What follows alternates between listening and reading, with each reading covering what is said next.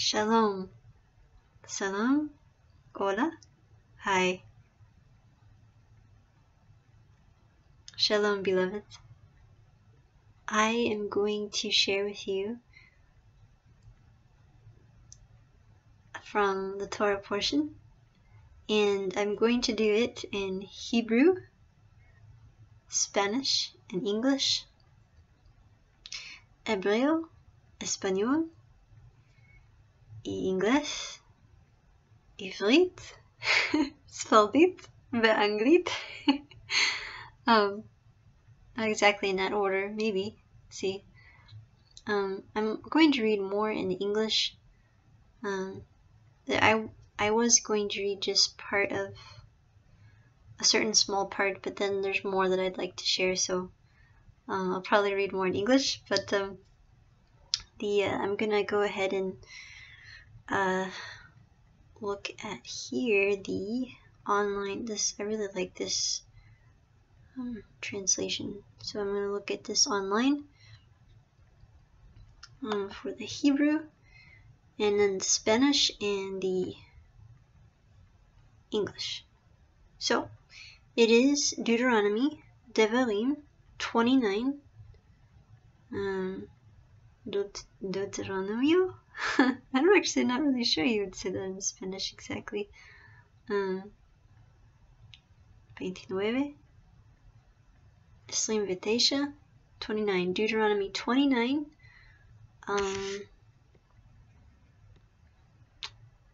I see now. Deuteronomy 29, starting in verse 9. Nitzavim is the Torah portion, which is standing. So, okay, so Hebrew, Spanish, English, alright? So here we go. Baruch Hashem, thank you, Abba. Amen. Atem nitzavim hayom kulchem lifnei Adonai Elohechem, rashechem, shiftechem, zichnechem, veshotrechem, kol ish Yisrael. טבכם נשיכם וגרך אשר בקרב מחניך מחוטב עצך עד שואב ממך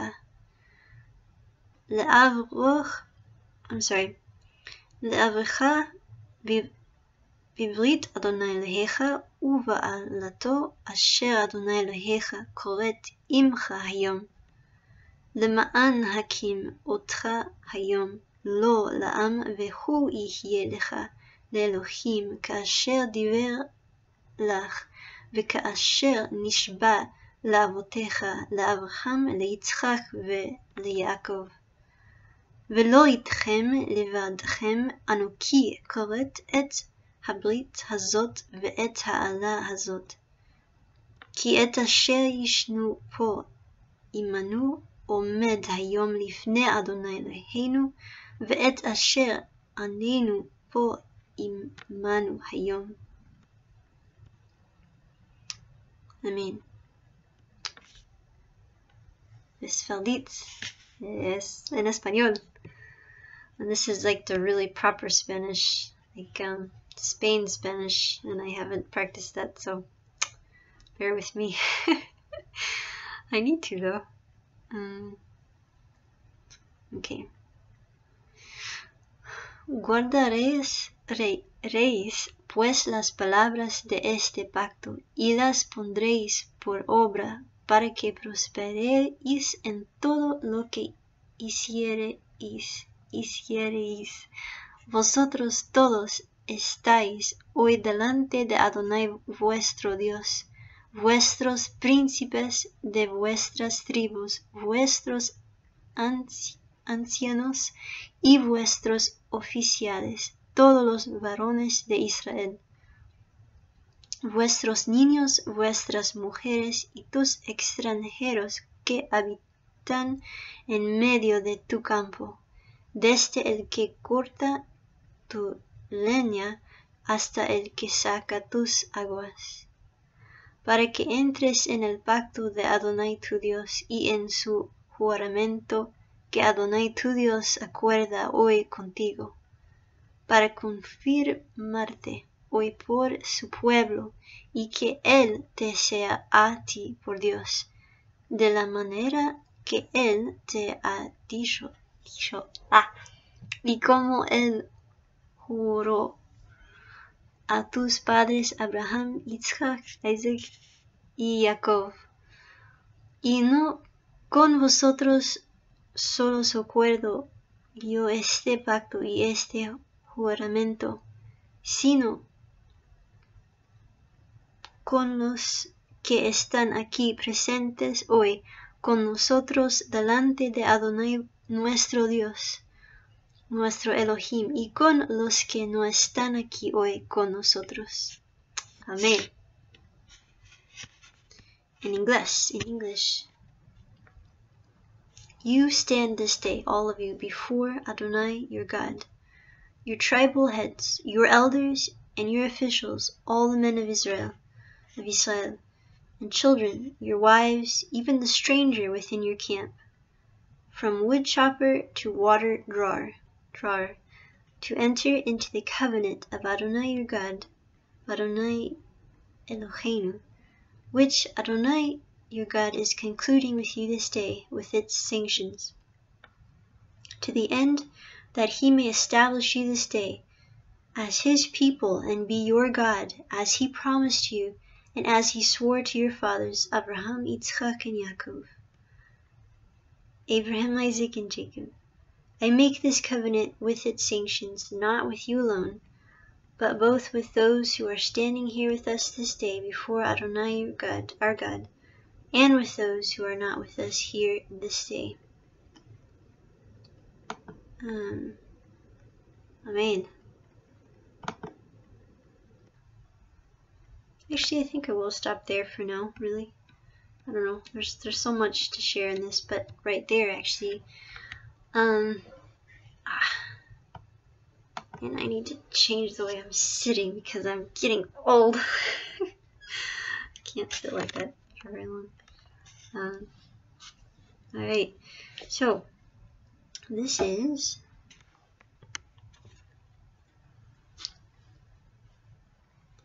really amazing, actually, because first of all, this is like gathering together of all the people, literally all the people. I want to point out the fact that it says, you know, all the leaders, all the men of Israel, all the children, all the wives, and the stranger. It says even the stranger within your camp, to enter into this covenant. So there is an opening, an open invitation to all people, to hear what Adonai has to say and to receive what Adonai has to say and to receive the blessing, the opportunity. I point this out to a lot of people that I've spoken with in the past. When it comes to the blessing of the people of Israel, it must be understood that when the people of Israel were going across the desert, when they left Egypt, it starts there actually, leaving Egypt and through the desert, it was a mixed people. A mixed people left Egypt, but throughout the story, the people are referred to the people of Israel as a whole. It's not the people of Israel and then the strangers. It is mentioned, of course, in the scripture in regards to certain commandments, the stranger within your community, you know, but mostly there's reference to all of Israel as one people, because anyone, regardless of where they came from, even if they were an Egyptian, born from Egyptian family, if you had made the decision to be in the same covenant of the people of Israel, you were part of Israel. Not to say that, of course, a person suddenly became Jewish by blood, but that's another topic. Another topic, another time. Actually, there's a lot of arguments get stirred up with that, which I honestly believe wasn't necessary. what the bottom line is that we are in faith. We are receiving the promises and the blessings of Adonai. It doesn't matter who you are, where you come from. And that is what is so beautiful to me in this reference here, because it's saying, everyone in your assembly, hear this, receive this. And so that is something to keep in mind.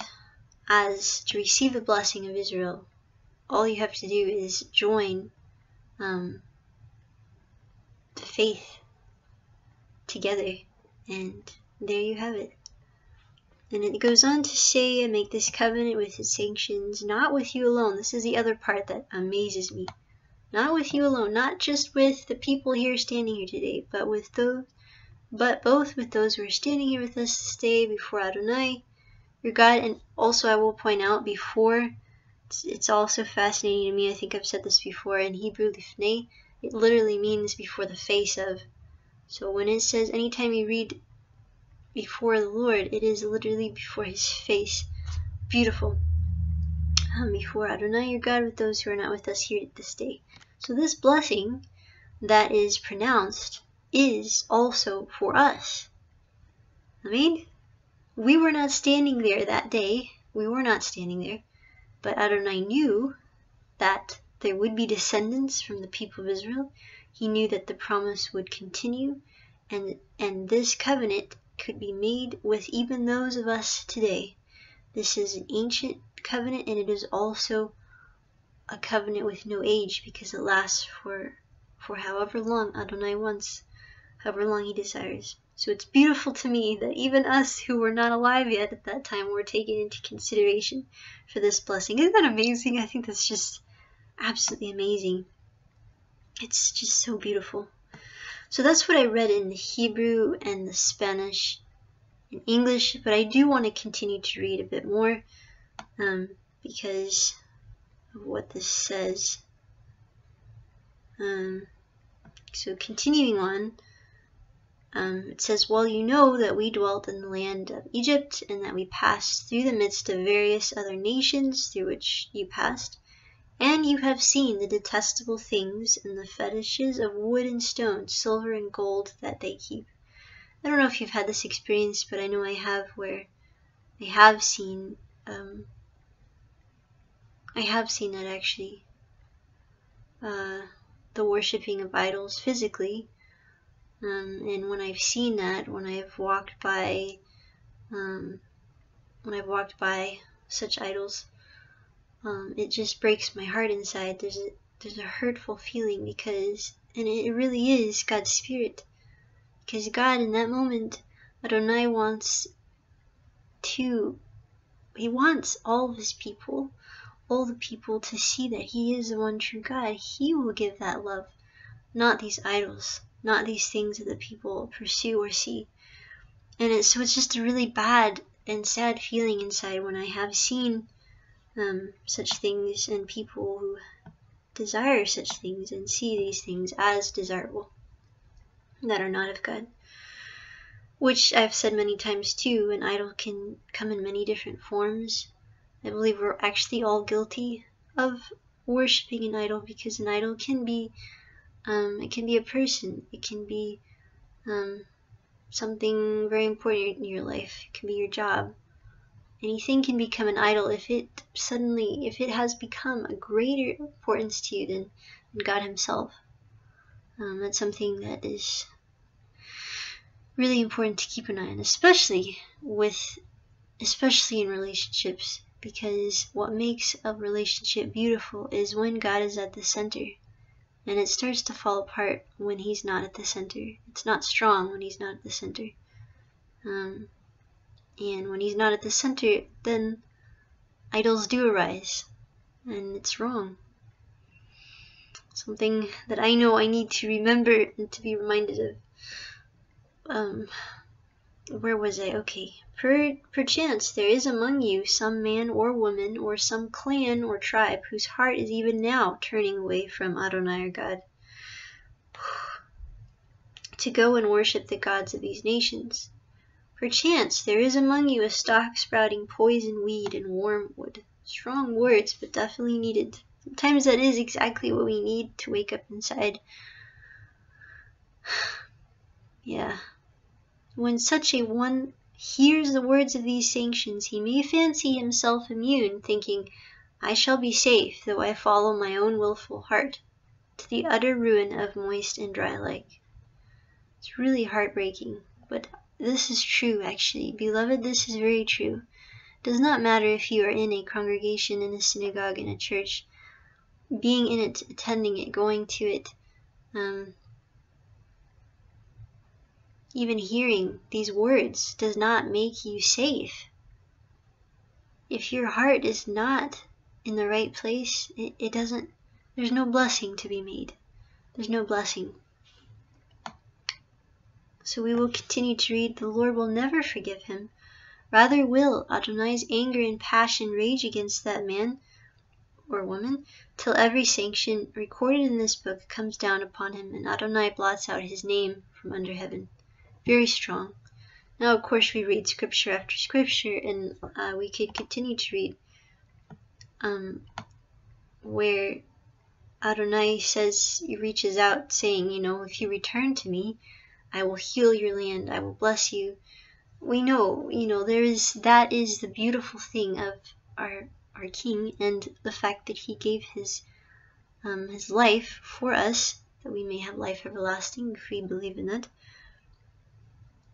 And yeah, it's just, that's beautiful. So that is to be understood as well. But the weightiness, the importance of knowing how bad it is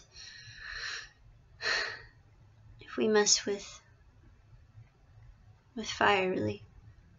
And I do believe that in this day and age, I know for a fact, it is very hard to see sometimes what is good and what is not good. Like, Adonai's spirit, it's very clear. There's no gray area. There's right and there's wrong. There's no in between. It's just like how Y-shua said, let your yeses be yes and your noes be noes, because that's who he is, which is beautiful. And our culture, the culture of the day, is really in that area of being gray, in the gray area. That's what's right. You can't be really right and you can't be really wrong. And it's something that lately I have thought a lot about, that I've thought about some things, new things that I've heard, and I've thought, no, Adonai is just right, and there's his righteousness, and then there's what is wrong. And and then when we are aware of that, of course, it is good to pray to help.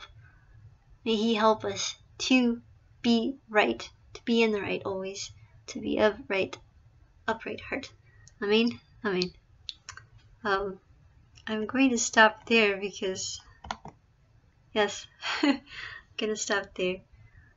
Thank you so much for listening. I love you all so much, and I really wanted to do a live video, and maybe I will sometime later on, not at this time, but later on in the week or something. So you might want to stay posted for that. But thank you so much. Bless you all, and shalom, shalom.